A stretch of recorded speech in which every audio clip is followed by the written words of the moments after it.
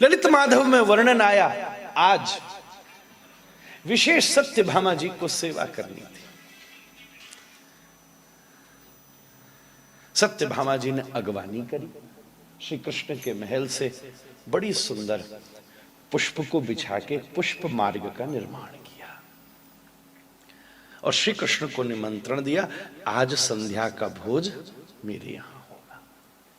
एक सबके अपने अपने कृष्ण हैं और एक सबके कृष्ण हैं, और यह परंपरा अभी तक चल रही है।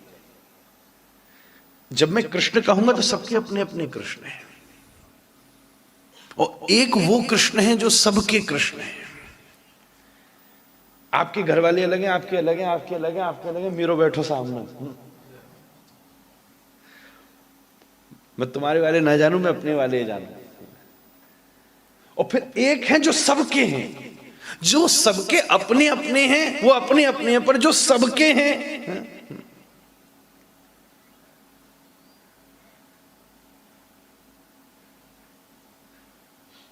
किसी एक अपने शिष्य के घर में मैं गया तो ठाकुर जी थे और नीचे गुरु परंपरा का चित्र था, उसमें हमारी फोटो भी लगा रखी होगी उसने, हम सामने खड़े।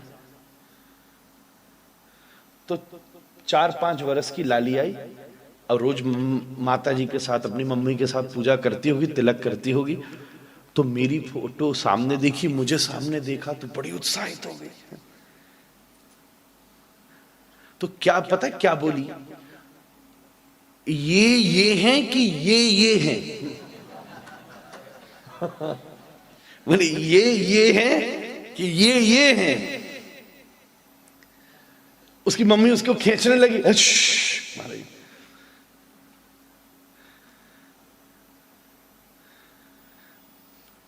तो हमने उसको कहा ये हैं, ये हैं। उसको नहीं समझ में आई बात, पर उस दिन हमको समझ में आ गई। अब क्या समझ में आ गई कभी बताऊंगा।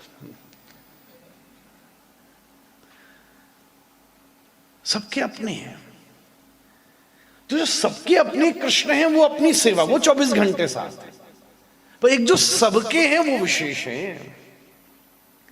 इसे तो हमसे किसी ने पूछा कि राधा रानी के साथ ही क्यों कृष्ण खड़े हैं सब जगह, मैंने यही उत्तर दिया, जो सबके अपने अपने, वो सत्यभामा वाले सत्यभामा के साथ खड़े, रुक्मणी वाले रुक्मणी जी के साथ खड़े, सिब्बे वाले सिब्बे के साथ खड़े, कालिंदी वाले कालिंदी के साथ खड़े, पर जो सबके हैं वो किशोरी के साथ खड़े हैं।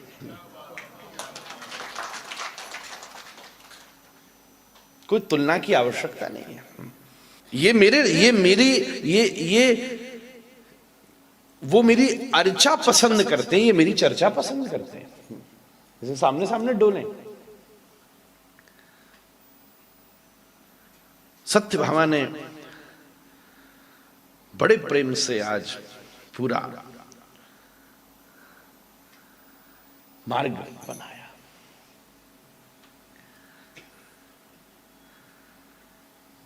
और श्री कृष्ण से निवेदन किया, आप मेरे यहां पधारो, और मैंने जो आपके लिए वस्त्र तैयार कराए थे दर्जी से, आज उसे धारण करो। अब सत्यभामा जी थोड़ी सी, देखा जाए टेक्निकली तो श्री कृष्ण के 16,000 ब्याहों में अगर ठीक ढंग का ब्याह कोई हुआ है तो सत्यभामा के संग हुआ है, जिसमें पिताजी ने बैठकर पूरा वैदिक पद्धति करा के छोरी का कन्यादान किया है। तो 16,000 में के 16,000 में कोई ना कोई मामला झंझट है महाराज। किसी का हरण करके लाए हैं, कोई भक्के आ गई है, कोई किसी के यहां थी, तो जब बड़ा झंझट है वो सब छोड़ो। पिता ने प्रस्ताव भेजा, दोनों घरों ने स्वीकार किया, बढ़िया ऊंचे घर की सब सिस्टम बैठ के अगर हुआ तो सत्यभामा से हुआ। तो रूप गोस्वामी पाद ने वैसे भी वर्णन किया है, सत्यभामा जी जो मान पक्ष है ना कृष्ण का, इसको द्वारिका लीला में यही संभालती हैं। मतलब सब श्री कृष्ण की मानते हैं, अगर श्री कृष्ण को थोड़ा किसी को मनाना होता है तो सत्यभामा जी को मनाना होता है। या अभिमान है, वहां ब्रज में मान है, या थोड़ा अभिमान हो, तो हमारे पिताजी ने मणि के चक्कर में तुम्हारो हाथ थमा दियो हमें, ऐसे। आज श्री कृष्ण अद्भुत अपना श्रृंगार किए, बड़ी सुंदर भगवान ने ऊपर अपना वेशभूषा धारण की है, धोती पहनी है, पूर्ण आभूषणों को धारण किया है, बाजू बंद पहने, हाथ में बड़े सुंदर कड़ूला पहने, कुंडल मकराकृत धारण किए, बड़ा भारी किरीट मुकुट धारण किया, बड़ी सुंदर शोभा के साथ आज सत्यभामा जी ने अपने महल में निमंत्रण दिया है। बाहर पुष्प की बिछावट की गई है, मंद मंद गति से श्री कृष्ण अद्भुत रूप से उस पुष्प की बिछावट से होते हुए सत्यभामा के महल में पधारे।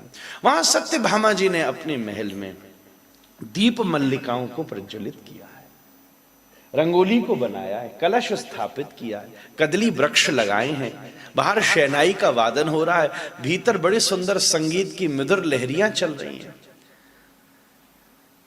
बैदुर नील विद्रुम स्फाट स्फटिक बड़ी बड़ी मणियों की सोपानों से गलीचों को स्थापित किया है, एक रंग मंडप बड़ा सुंदर तैयार किया है।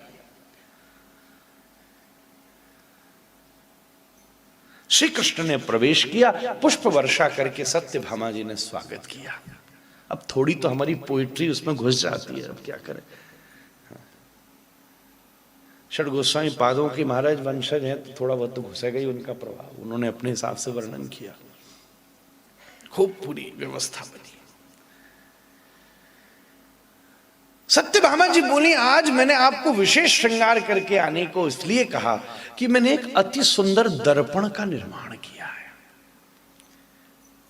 पहले दर्पण भी बड़े अद्भुत होते थे, ऐसे नहीं लिया बाजार से 50 रुपये खरीद लाए, बड़ा परिश्रम से दर्पण बनता था, घिसते घिसते घिसते। पुरानी अभी हमारी दुर्गाना मंदिर में कथा थी उस दिन, तो उन्होंने वहां बाहर 100 वर्ष में वो लगाई हुई थी प्रदर्शनी, उसमें 80 बरस पुराना दर्पण रखा था एक, जो ठाकुर जी की सेवा में काम में आता होगा।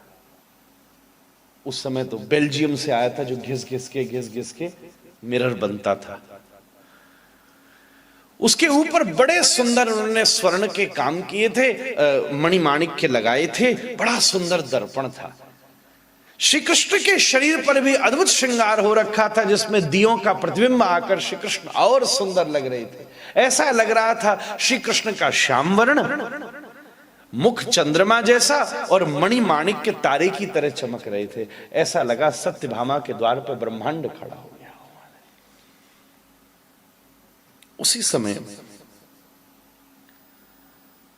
बड़े प्रेम से सत्यभामा जी ने कहा, देखो तो सही कृष्ण, आप कितने सुंदर लग रहे हो।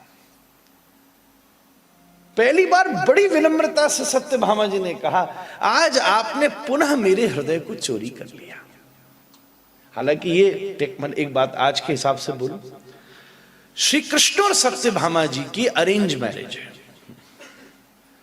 और सबके साथ प्लान्ड है। We should change that word, it's not a love marriage, it's a planned marriage. दो जनों ने प्लानिंग की कि हम शादी कर रहे हैं, उसको आजकल की दुनिया ने नाम दे दिया लव मैरिज। पर मैरिज तो बताएं लव हुआ कि नहीं हुआ, और फिर लव मैरिज कर ली, शादी कर ली, फिर उसके बाद वो नीले रंग का झंझट हो जाता।